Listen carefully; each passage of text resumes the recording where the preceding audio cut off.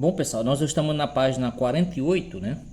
E hoje nós vamos falar sobre a Revolução do Haiti e a escravidão abolida.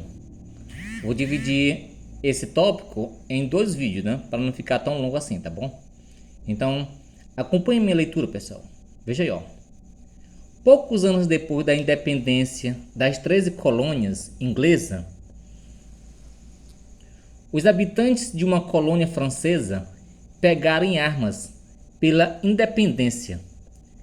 Era Saint-Domingue, a parte ocidental da ilha de Santo Domingos, ocupada pelos franceses no século XVII e transformada no século XVIII numa das maiores produtoras de açúcar do Caribe.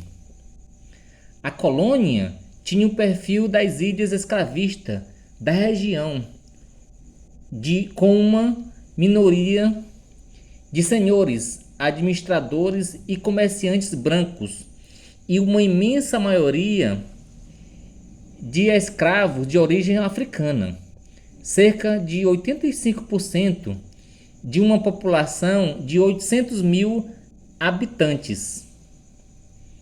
Os quase 30 mil mestiços negros libertos tinham um papel importante na economia local, dominando cerca de 1/3 dos negócios na ilha.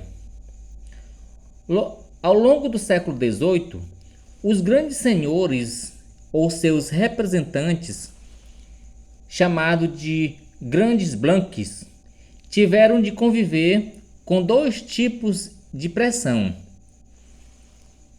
a ação dos quilombolas, muito ativos na região, e a dos mestiços e libertos, chamados de afranches, que lutavam por direitos políticos e igualdade civil. A eclosão da Revolução Francesa causou enorme impacto. Em princípio, dividiu os Grands Blancs entre os partidários do movimento e os leais ao antigo regime.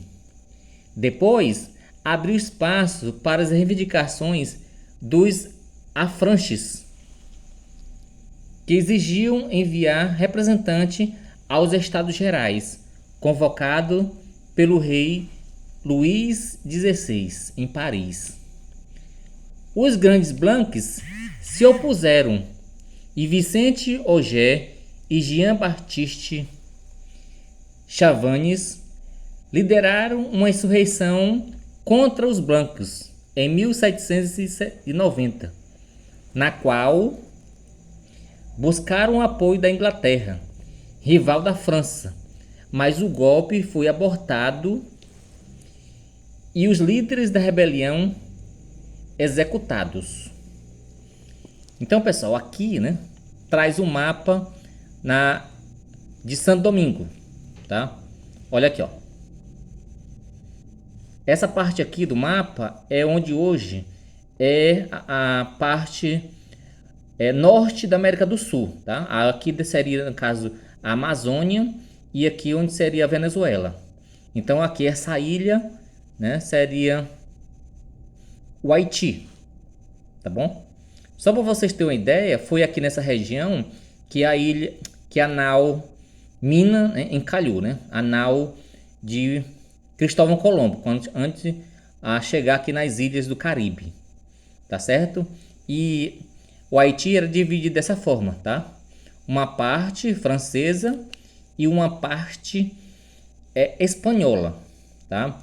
Então, o Haiti era considerado uma pérola da coroa francesa, porque nessa ilha era explorado o trabalho escravo, né, a monocultura de cana-de-açúcar e a grande propriedade, né, que é o chamado plantation, tá? Então, o plantation tem 3 características: trabalho escravo, tá? Grande área rural, chamado latifúndio, e o trabalho escravo, tá? Só para vocês terem uma ideia do custo de vida dos africanos na ilha. Então, a média de uma pessoa, de um africano escravizado, a média de trabalho que eles garantiam era 3 anos, né? Com 3 anos ele morria, né? De tanto penúria era o seu trabalho, tá certo? Então, voltando aqui ao texto, esse processo da Revolução Haitiana se dá no contexto da Revolução Francesa, tá? E poucos anos depois da independência dos Estados Unidos, tá? 85% dos habitantes são negros africanos, tá? Ou mestiço, e apenas 25% de brancos, tá? Certo? Então era qual um sistema de casta, digamos assim, né?